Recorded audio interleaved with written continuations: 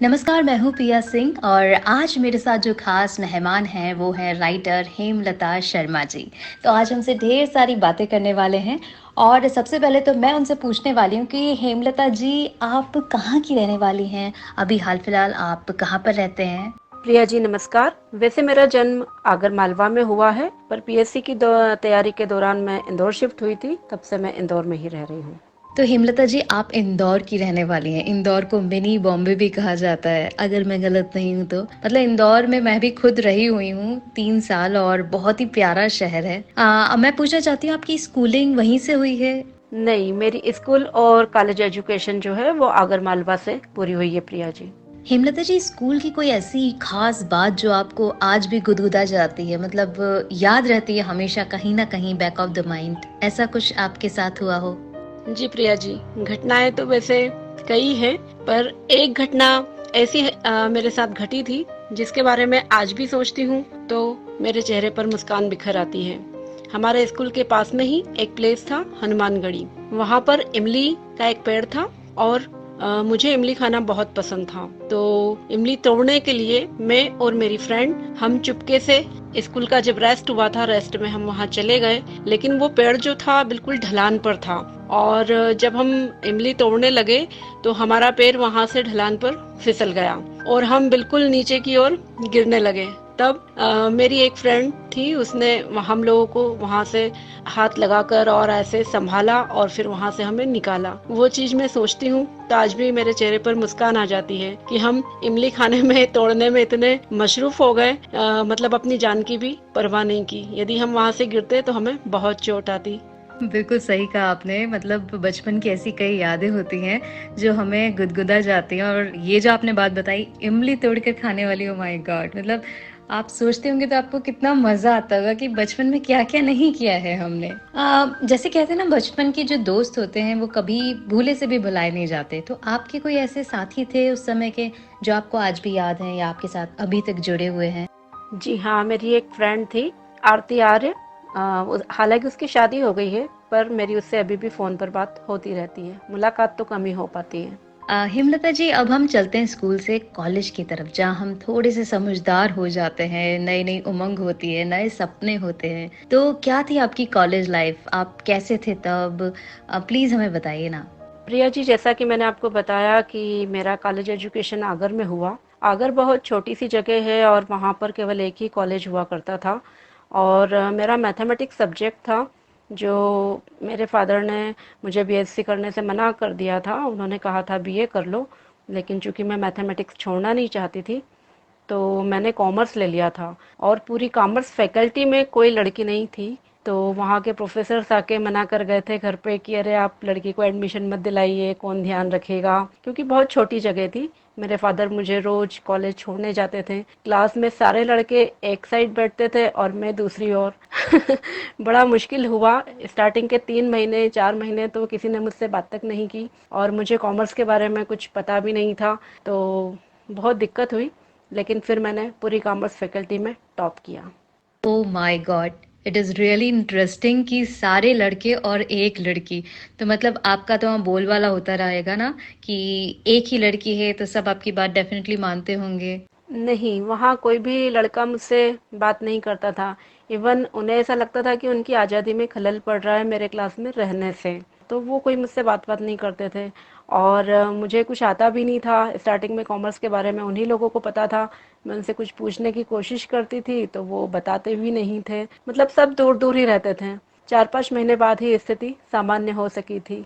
फिर तो हम लोग अच्छे दोस्त हो गए थे, सभी आपस में अच्छे से पढ़ाई भी करते थे। और इसी कारण मैंने फिर कॉमर्स फैकल्टी में टॉप किया और मुझे सिल्वर मेडल भी मिला। Really great. हेमलता जी, एक बात बताइए, स्कूल में तो आप इमली के पेड़ पर चढ़ गई थी अपनी सहेलियों के साथ। यहाँ पर कॉलेज में तो सहेली भी नहीं थी। तो यहाँ की कोई ऐसी मेमोरी है जो आप हमारे साथ शेयर करना चाहेंगी कॉलेज लाइफ की? जी प्रिया जी, कॉलेज में 1 साल तो मुझे दिक्कत हुई, लेकिन अगले साल मैं सीआर बन गई थी और बहुत सारी ज़वाबदारियाँ मेरे कंधों पर आ गई थी। एनएसएस में भी मैं हुआ करती थी, तो जो कैंप वगैरह लगते थे सभी में जाती थी। और कॉलेज लाइफ में मैंने एक-एक साल में 14-14 प्राइज़ जीते, डिबेट, भाषण, फैंसी ड्रेस, नाटक वगैरह आदि में। तो सभी लोगों की प्रिय बन चुकी थी मैं। और सभी लोग मतलब मुझे बहुत अच्छे से अप्रिशिएट भी करते थे, सभी लोग अच्छे से रखते थे।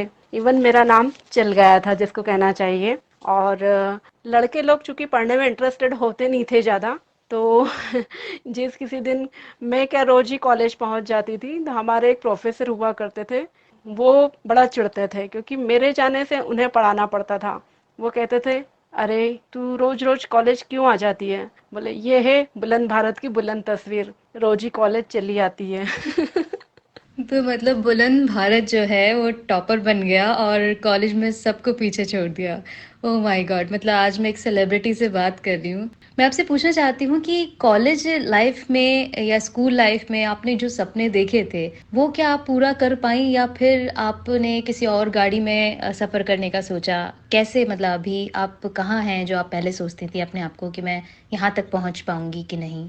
बचपन से ही मैं प्रशासनिक अधिकारी बनना चाहती थी। मेरे फादर ने ज़रूर मुझे डाइवर्ट किया, वो कभी मुझे मजिस्ट्रेट बनाना चाहते थे, कभी स्टेनो। उन्होंने मुझे स्टेनो की क्लासेस भी अरेंज करवाई, मैंने आईटीआई से हिंदी स्टेनो भी किया और वो मुझे एलएलबी कराना चाहते थे, लेकिन वो मैंने किया नहीं। मैंने कॉलेज एजुकेशन के बाद ही पीएससी की तैयारी स्टार्ट कर दी और मैं इंदौर शिफ्ट हो गई और आखिरकार मैंने अपना मुकाम पा लिया। आज मैं सेकंड क्लास गजेटेड ऑफिसर हूँ। मतलब आपको जहाँ पहुँचना था, आपका इरादा आपने निश्चित कर लिया था और आप वहाँ डेफ़िनेटली पहुँच गई। सैल्यूट है सच में आपको। हेमलता जी प्लीज़ मुझे बताइए कि आपका जो करियर है, वो आपने कैसे चुना? आप यहाँ तक कैसे पहुँचे? और अभी हाल-फिलहाल आप क्या कर रहे हैं? पीएससी की तैयारी के दौरान ही मुझे पटवारी की पोस्ट मिल गई थी, मेरा सिलेक्शन हो गया था और पोस्टिंग भी हो गई थी। फिर मैंने अपने गवर्नमेंट जॉब के साथ साथ ही अपनी तैयारी जारी रखी और लगातार 9 रिटर्न और 7 इंटरव्यू देने के बाद मैं पीएससी में सिलेक्ट हो सकी। काफ़ी लंबा एफर्ट लगाना पड़ा मुझे, लगभग 13 साल लगे, लेकिन आखिरकार मैंने सेकंड क्लास गजेटेड ऑफिसर की पोस्ट पा ली। आज मैं सहायक संचालक कोष एवं लेखा इंदौर में पदस्थ हूँ और मैं प्रसन्न हूँ कि मैं यहाँ तक अपनी मेहनत से और ईश्वर की कृपा और बुजुर्गों के आशीर्वाद से पहुँच पाई। इसके साथ ही मैं बहुत सारी चीज़ें, जैसे अब मैं लिखती भी हूँ। मैं 1993 से हिंदी लेखन में कार्य कर रही हूँ। अब मैंने मालवी में भी अपना लेखन कार्य शुरू कर दिया है।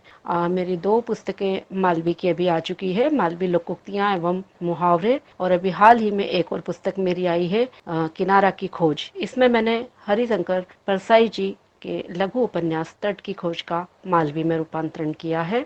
और साथ ही मैं शॉर्ट मूवीज़ बनाती हूँ और अखबारों के लिए आर्टिकल्स वगैरह लिखती हूँ, ऑनलाइन मालवी क्लासेस चलाती हूँ और मालवी के संरक्षण संवर्धन के लिए विशेष रूप से कार्य कर रही हूँ। हेमलता जी साहित्य से आपका जुड़ाव कैसे हुआ? मतलब लेखन में आप कैसे उतरे?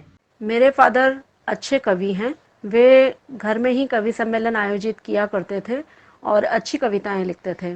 तो मेरा रुझान भी कविताएं सुनने की और बचपन से ही था। और जब मैं उनको देखती थी अच्छे से कविताएं गाते हुए, और जब हमारे घर पे ही कवि सम्मेलन हुआ करता था छत पे, तो मुझे भी रुचि थी और मैंने भी धीरे धीरे फिर लिखना शुरू कर दिया।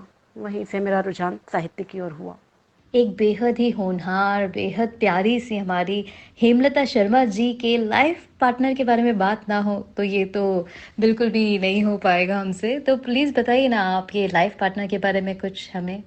जी प्रिया जी, अभी तो मैं सिंगल ही हूँ और अच्छे लाइफ पार्टनर की तलाश में हूँ, जो मेरी उम्मीदों पर खरा उतर सके, मुझे खुश रख सके। और चूँकि अब इतनी कम एज में ही बहुत सारी चीज़ें हो चुकी हैं, बहुत सारे सम्मान मिल चुके हैं मुझे। मालव रत्न अलंकरण, लोक भाषा साहित्य रत्न, यशपाल साहित्य सम्मान जैसे लगभग मुझे 25 से अधिक साहित्यिक संस्थाओं से सम्मान प्राप्त हो चुके हैं। और जो मैं बनना चाहती थी, प्रशासनिक अधिकारी बन चुकी हूँ, एक अच्छे मुकाम पर हूँ। तो मैं चाहती हूँ कि कोई अच्छा जीवन साथी मिल जाए ताकि आगे की लाइफ भी आनंद से बीत सके। ये तो मुश्किल है, मतलब आप जैसा कोई जो आप चाहती हैं, वो तो हमें अब चिराग जलाकर ही ढूँढना पड़ेगा डेफ़िनेटली, लेकिन हम अपनी खोज जो है वो जारी रखेंगे और आपके लिए एक प्यारा-सा लाइफ़ पार्टनर खोजने में आपकी डेफ़िनेटली हेल्प करेंगे। अब मैं आपसे पूछती हूँ हॉबीज़ के बारे में। मतलब आपने इतना सब कुछ कर लिया है कि वो करना जो आपको एकांत में पसंद है, मतलब आप जब वो काम करती हैं तो आपको ऐसा लगता है हाँ, बस यही सुकून है मेरे लिए। तो ऐसी क्या हॉबीज़ है आपकी? आप कैसे टाइम निकालती हैं उनके लिए?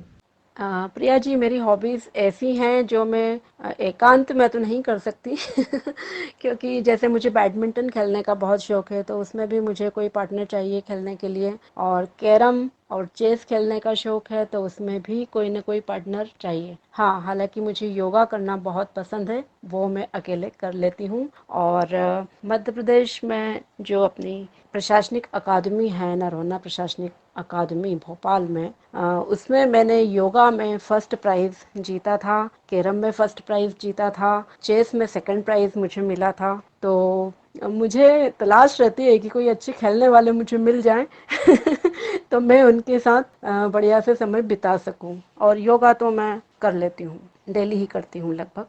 तो मतलब पूरी तरह से आप अपने आप को फिट रखती हैं और जोश से भरा रखती हैं। My God! आज तो सच में दिन बन गया आपसे बात करके। आपसे इतनी सारी चीज़ें सीखने को मिली है कि मुझे लगता है कि बहुत कुछ सीखने के बाद मैं भी कहीं न कहीं अपने आप को बहुत ज़्यादा जोशीला महसूस कर रही हूँ। Thank you so much Hemlata ji, और आपका बहुत-बहुत बहुत थैंक यू है आज तो कि आपने इतनी सारी चीज़ें हमारे साथ शेयर की, और हो सकता है कि किसी न किसी को इससे प्रेरणा मिलेगी और वो भी अपने निश्चित किए हुए एम तक पहुँचने में अपने आप को सफल कर पाएगा।